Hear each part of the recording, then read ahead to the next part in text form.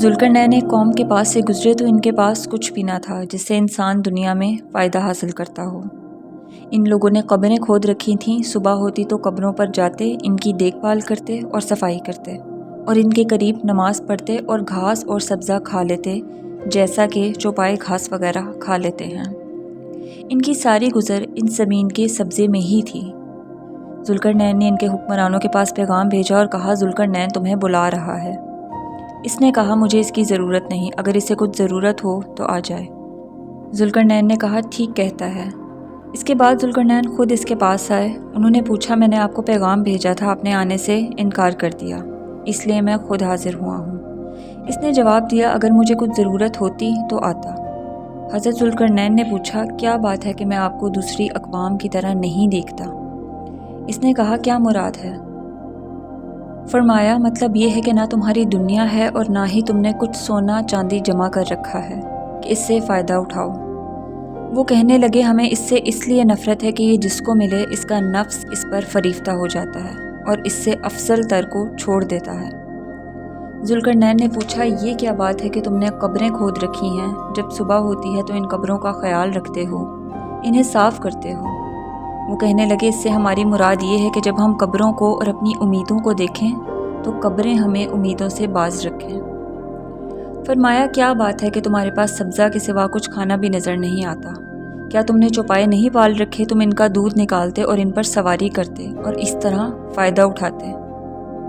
وہ کہنے لگے، ہم نے پسند نہیں کیا کہ اپنے پیٹوں کو جانوروں کی قبریں بنائیں، اور ہم نے یہ دیکھ لیا کہ زمین کی نباتات سے ہی سیر ہو جاتے ہیں۔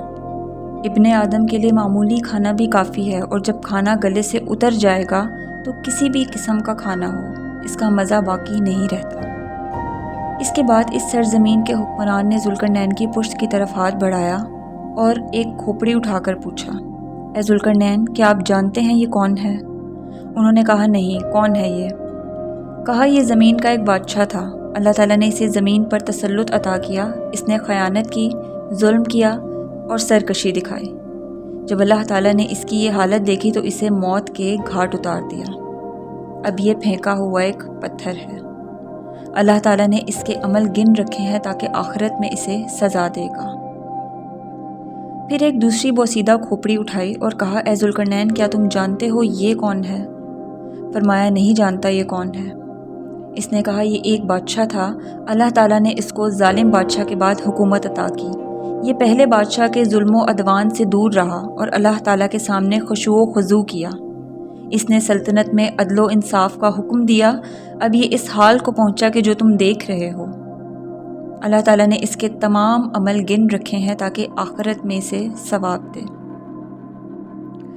پھر ذوالقرنین کی کھوپڑی کی طرف رخ کر کے کہا، اور یہ کھوپڑی ان دو طرح کی ہی ہے۔ اے ذوالقرنین، دیکھو تم کیا کر رہے ہو۔ ذوالقرنین نے کہا، کیا آپ میری مصاحبت کریں گے؟ میں آپ کو اپنا وزیر بناتا ہوں، اور اللہ تعالیٰ نے مجھے جو کچھ عطا کیا ہے اس میں آپ کو اپنا شریک بناتا ہوں۔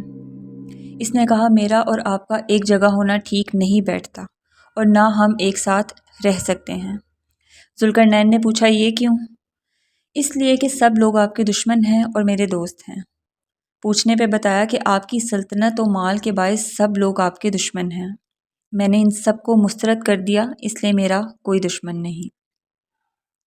ذوالقرنین کو یہ سن کر بڑا تعجب ہوا اور وہ واپس چلے گئے۔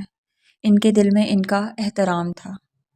ایک شاعر نے کیا خوب کہا ہے کہ اے وہ جو دنیا اور اس کی زینتوں سے فائدہ اٹھا رہا ہے، لذتوں سے تیری آنکھیں نہیں سوتی، تیرا نفس ان باتوں میں مصروف ہوا جن کو وہ نہیں پاتا، جب تو اللہ سے ملے گا تو کیا جواب دے گا۔ ایک اور شاعر کا قول ہے کہ میں نے دنیا کو سخت سست کہا کہ تو جاہل کو بلند کرتی ہے اور افضل کو گراتی ہے۔ تو کہنے لگی، یعنی یہ عذر پیش کیا کہ جاہل لوگ میری اولاد ہیں، اس لیے میں انہیں بلند کرتی ہوں، اور پرہیزگار میری آخرت کی اولاد ہیں۔